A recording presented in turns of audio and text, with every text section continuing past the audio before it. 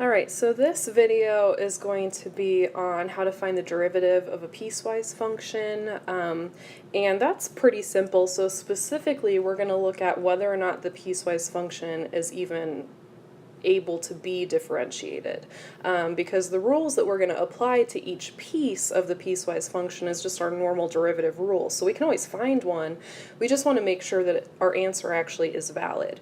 So the two things that are important to think about for differentiating piecewise functions is, first of all, that you know things are not differentiable when three things happen. One, there's a sharp corner or a cusp. Second, there's any sort of discontinuity. And third, there's a vertical tangent. So I wrote that out, not that I need you to copy it. I don't, because you have it elsewhere in your notes. I just wanted to remind you guys of that. And then specifically because a discontinuity means that something is not differentiable, then that means that the definition of continuity is also important for us. So we want to make sure that on our piecewise function, every single point is defined, that at every single point the left-hand limit and the right-hand limit agree with each other, and third, that when you take the limit at that point, it's whatever you would have gotten when you evaluate the function. So here is, we're just going to start off with an example so you can see how it works in this situation.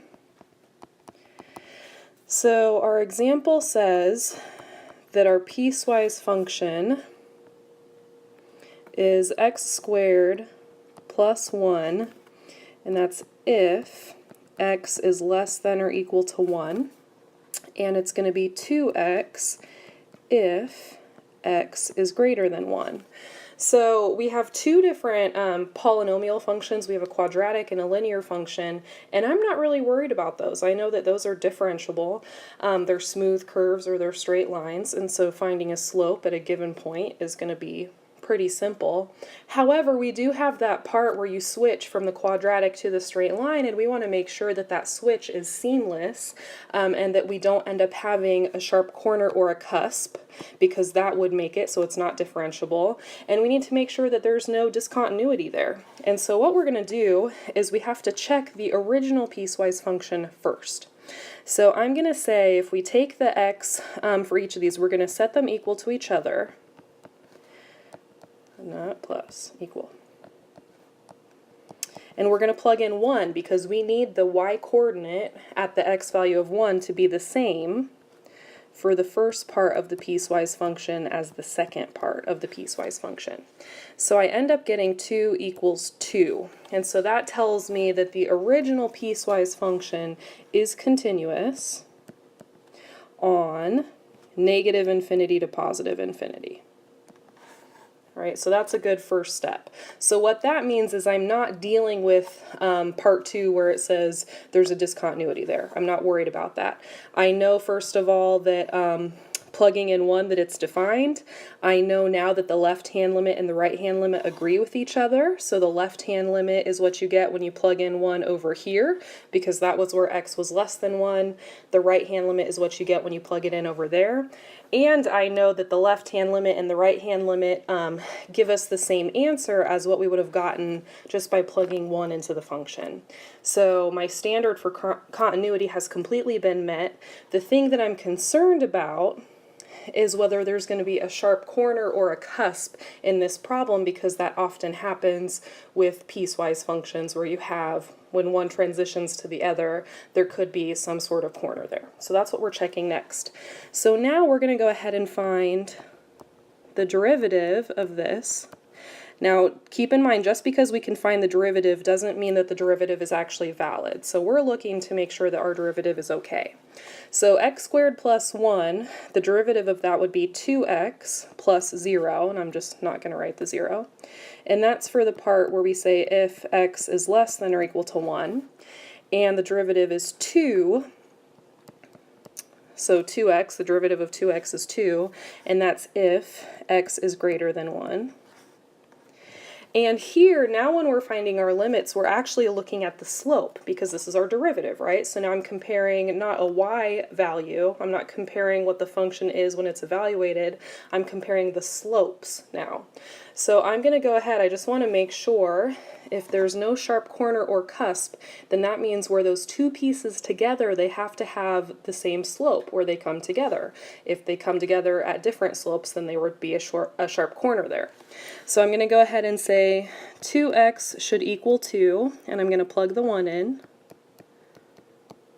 And 2 does equal 2, that's true. And so that means that this is continuous. So the derivative that we found is also continuous on negative infinity to infinity. And so that means that f of x is differentiable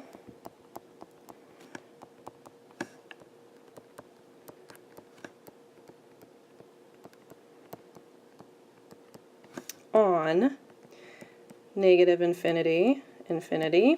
And we know that the derivative that we found is a valid derivative, it's a valid conclusion. All right, so we're going to add one thing to our notes now that we've done that work. We're going to say if f of x and f prime of x are continuous,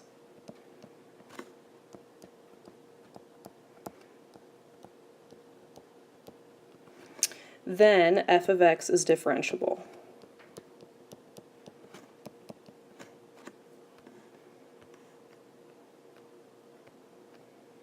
Sorry, trying to scroll. Is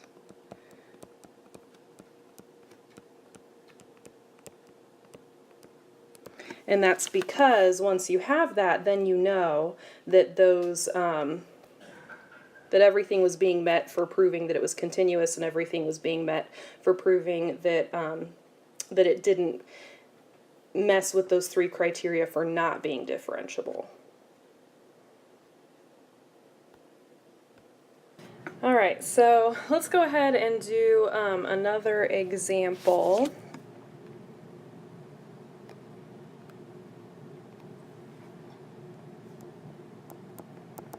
So here, our piecewise function is going to be f of x equals x squared plus 2 if x is less than or equal to 1. And then x plus 2 if x is greater than 1.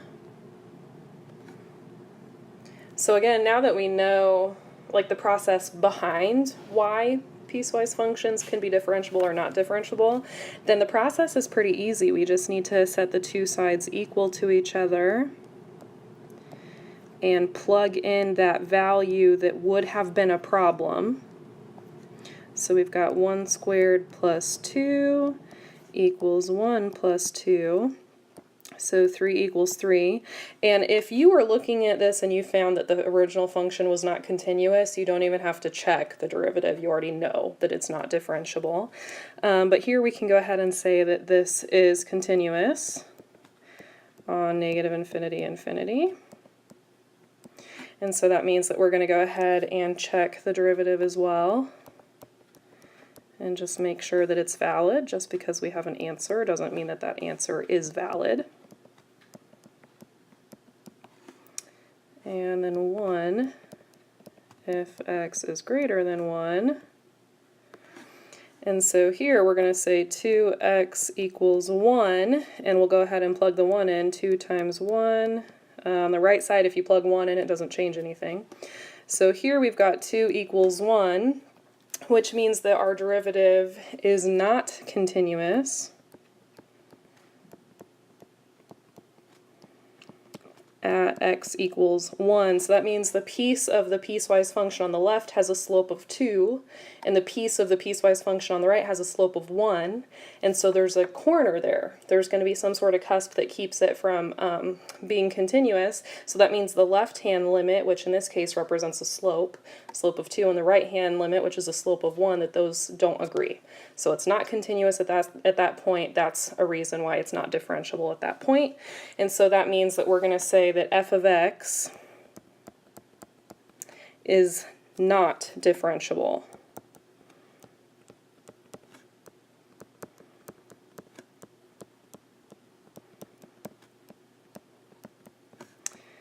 at x equals 1 specifically. All the other points were fine. We weren't concerned about those, just x equals 1.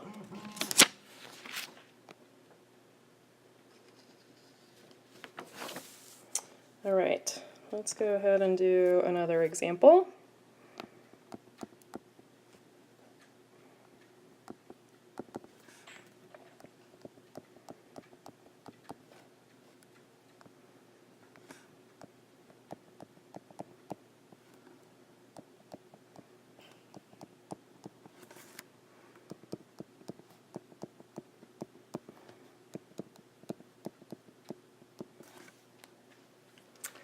So here we're going to say that 3x plus 2 needs to equal x to the third plus 4, and it needs to happen at 1. That's the point that we're concerned about. So 3 times 1 plus 2, that gives us 5. And then 1 to the third plus 4 also gives us 5. So that means that we are continuous on negative infinity, infinity. And then I'll go ahead and find the derivative and make sure that the derivative is valid. So the derivative of 3x plus 2 is just 3. And x to the third plus 4 would be 3x squared plus 0. And so we need those two sides to equal each other when you've evaluated 1. So when I plug 1 in for 3, it doesn't change. And then here, 3 times 1 squared. So it is true, 3 does equal 3. So the derivative is continuous on negative infinity, positive infinity. And that means that the original function is differentiable